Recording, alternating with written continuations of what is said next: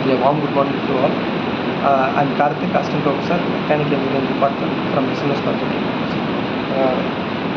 As we already spoken about allotropic transformation of iron, copper nickel phase diagram, and numerator rule for solid solubility as a part of this lecture series on phase diagram. So here, today's video we are going to speak about ferrite, which is one of the major phases which is formed in the phase diagram.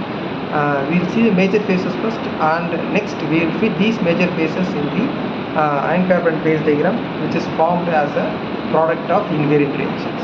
So the first here, as in the allotropic transformation, we see alpha ion, gamma ion, delta ion, and liquid.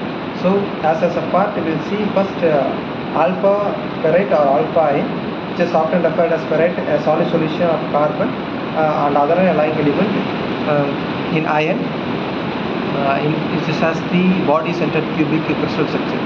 It is a stable form of iron at a temperature below 912 degrees Celsius, which is 1674 degree Fahrenheit, and it is known as Curie point.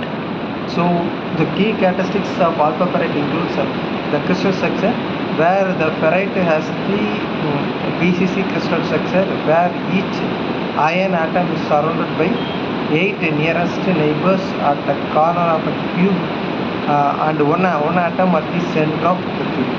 The second one is the magnetic property. Below the Curie point or Curie temperature, this alpha ferrite exhibits the ferromagnetic property, which means it can be magnetized in the presence of an external magnetic field, but it retains its magnetization even after the removal of the field. The third one is the solid solution. The ferrite can dissolve limited amount of carbon and other allying elements, typically in interstitial sites within the crystal lattice. So this stability in temperature is temperature dependent. The fourth one is ductility. Ferrite is relatively ductile and soft compared to other phases of iron, which makes it stable for certain applications where formability and stability is important. Here, this as I spoke about solid solution, I have mentioned about interstitial sites as right. So if we are referring to those interstitial sites, is that atoms are arranged in a manner where we can see atom A, atom B, atom A, atom B, and it is like a row where like our students sit. This interstitial is that between the two students we have some space, which is known as interstitial space.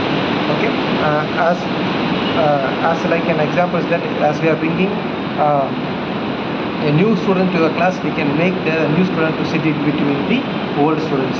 So as like that, when we mix iron with the carbon forms steel. So the carbon which is mixed with the iron atom, it goes and fits in between the iron atoms. So there are two iron atoms. In between the iron atom, you can see this carbon atom is getting phased. So as a condition is that this carbon atom which is sitting or which is placed in between the iron atoms formed by interstitials. So this carbon atom which helps to increase the mechanical properties of a particular solid solution. As this ferrite is more commonly used in many ferroalloys, includes low carbon steels, characteristically constitute the majority of microstructures at room temperature.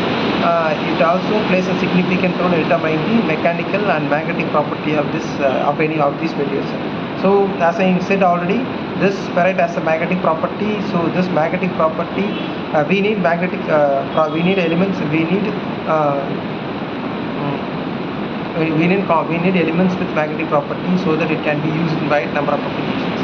So if a material which is iron material or a steel material which should have if an application requires a steel with the magnetic property, we can have a ferrite based microstructure inside the steel, so that the steel has the magnetic property condition, and it obviously can be used in that application. So the ferrite plays a major role in most of the steel low carbon steel based applications where it can be used